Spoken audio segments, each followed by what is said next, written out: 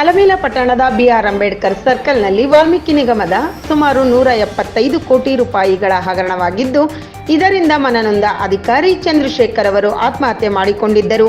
ಇದರ ನೇರ ಹೊಣೆ ರಾಜ್ಯ ಸರ್ಕಾರವೇ ಕಾರಣ. ಪೆಟ್ರೋಲ್ ಡೀಸೆಲ್ ಬೆಲೆ ಹೆಚ್ಚಿಸಿ ಜನರ ಮೇಲೆ ಬರೆ ಎಳೆಯುವಂತ ಕೆಲಸ ರಾಜ್ಯ ಸರ್ಕಾರ ಮಾಡುತ್ತಿದೆ. ರಾಜ್ಯ ಸರ್ಕಾರವನ್ನು ವಜಾ ಮಾಡಿ ರಾಜ್ಯಪಾಲರ ಆಳ್ವಿಕೆ ಪ್ರಾರಂಭಿಸಬೇಕು ಎಂದು ಮಾಜಿ ಬಿಜೆಪಿ ಶಾಸಕರಾದ ರಮೇಶ್ ಬೂಸನೂರ ಪ್ರತಿಭಟಿಸಿದರು. ಚಂದ್ರಶೇಖರ್ ಅವರ ಸಾವಿಗೆ ಕಾರಣವಾದ ರಾಜ್ಯ ಸರ್ಕಾರ ನ್ಯಾಯ ಒದಗಿಸಬೇಕು.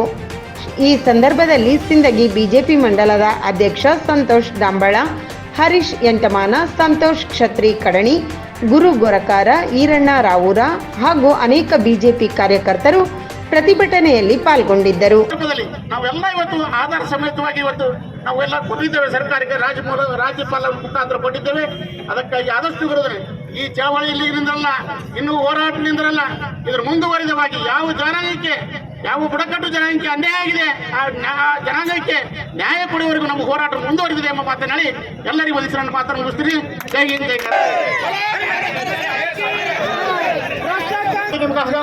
ಹಗರಣದ ತೊಂದರೆ ಮತ್ತು ವಿಷಯ ವಾಲ್ಮೀಕಿ ನಿಗಮದ ಹಗರಣ ಸರ್ಕಾರ ಬೆಂಗಳೂರು ಮಾನ್ಯರೇ, ವಿಷಯ ವಾಲ್ಮೀಕಿ ನಿಗಮ ಹಗರಣ ಮತ್ತು ಪೆಟ್ರೋಲ್ ಮತ್ತು ಡೀಸೆಲ್ ಬೆಲೆ ಏರಿಕೆ ವಿರೋಧಿಸುವ ಕುರಿತು ಮೇಲ್ಕಾಣಿಸಿದ ವಿಷಯದ ನಮ್ಮ ಕರ್ನಾಟಕ ರಾಜ್ಯದ 175 ಕೋಟಿ ರೂಪಾಯಿನ ಹಗರಣವಾಗಿದ್ದು, ಅದು ನಕಲಿ ಕಂಪನಿಗಳಿಗೆ ಹೋಗಿದ್ದು ಬಹುದೊಡ್ಡ ಹಗರಣವಾಗಿದ್ದು, ಇದರಿಂದ ಮನನೊಂದು ಅಧಿಕಾರಿ ಚಂದ್ರಶೇಖರ್ ಅವರ ಆತ್ಮಹತ್ಯೆ ಮಾಡಿಕೊಂಡಿದ್ದು, ಇದಕ್ಕೆ ರಾಜ್ಯ ಸರ್ಕಾರವೇ ನೇರ ಹೊಣೆಗಾರ ಹೊರಬೇಕಾಗುತ್ತದೆ.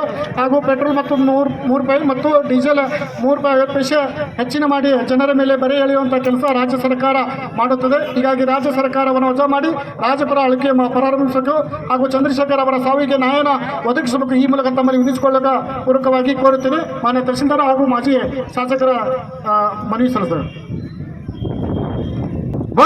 भारत माता की